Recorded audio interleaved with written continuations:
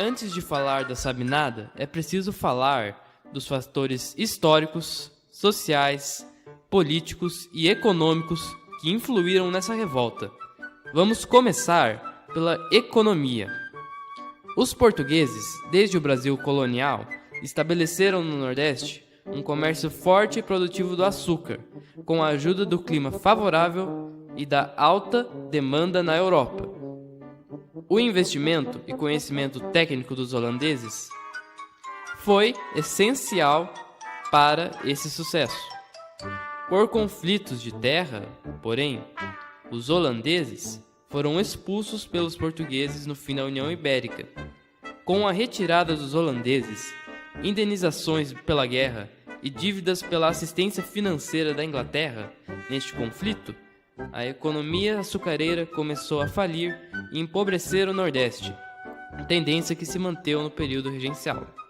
Enfurecendo ainda mais o governo do Nordeste, o governo regencial estava violando sua autonomia e integridade, como província, com nomeações e ordens por eles vistas como ilegítimas, o que fez o povo se sentir distanciado do processo político e do governo federal, alimentando uma mentalidade de nós contra eles.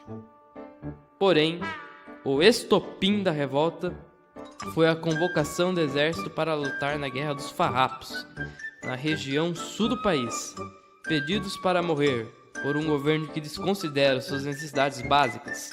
O exército nordestino se sentiu desrespeitado e desacatado, e tinham recursos para revidar. Finalmente, como fator menos influente, podemos citar a Revolução de 1830 na França, que inspirou uma tendência rebeliosa por todo o mundo. Mas o que realmente foi a Sabinada? A Sabinada foi um movimento de revolta que se desenvolveu na região nordeste do Brasil, mas pela Bahia. Foi liderada pelo médico e jornalista Francisco Sabino Álvares da Rocha Vieira. Por isso ficou conhecida como Sabinada. Ela ocorreu entre 1837 e 1838, no final da década de 30. Apesar de ter se alastrado por toda a Bahia, o foco principal foi a capital, Salvador. Foi a revolta que sucedeu à revolta de Males, também concentrada em Salvador. Com a Sabinada, Males, a Conjuração Baiana e a rebelião da Federação dos Guanais, a Bahia ganhou um largo histórico de revoltas iniciais nesse período. Mas no que acreditava a Sabinada e o que a defendia? A significativa herança histórica de Portugal na Bahia tornou-se este movimento essencialmente monárquico, diferente de algumas revoltas iniciais. Seu descontento não era com a estrutura política vigente no geral, e sim com o período regencial, devido à alta instabilidade política. Este movimento duraria até a maioridade de Dom Pedro, pois eles eram apoiadores de sua monarquia. Eles queriam criar uma república federalista com grande independência política das províncias, ou seja, eles eram liberais. Esse movimento foi inspirado em países desenvolvidos, como Estados Unidos da América. A revolta também prestou característica do liberalismo europeu, que estava ainda em desenvolvimento na época. Ao contrário das outras revoltas, não houve grande relevância às questões raciais e populares na Sabinada. As ações tomadas para os pobres e negros foram elaboradas por membros individuais, e não pelo movimento geral. Mas quais foram os grupos que comporam a Sabinada? Bom, não podiam ser os índios, então. Ué, mas me diga, por que não? Eles estavam mortos, Felipe. Ah, agora entendi. Então, nos fica um dilema. Foram as elites latifundiárias, brancas, ou os negros trazidos para o Brasil para o trabalho escravo?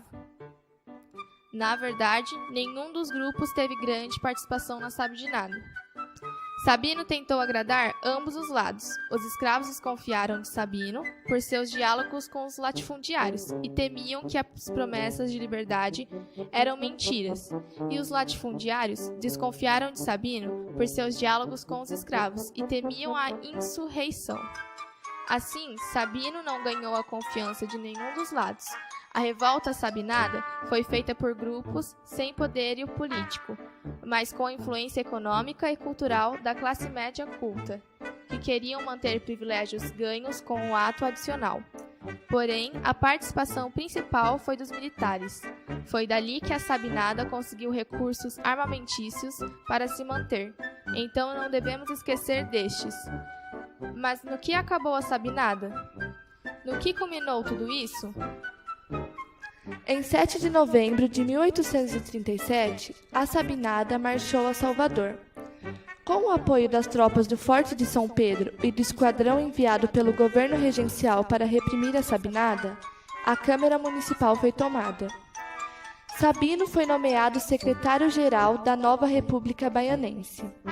Os líderes políticos da República Baiana, Inocêncio da Rocha e João Carneiro, foram nomeados por ele numa tentativa de se manter discreto, mas manter o poder. A República manteve-se por 4 longos meses, porém, a ofensiva regencial finalmente teve efeito em 16 de março de 1836.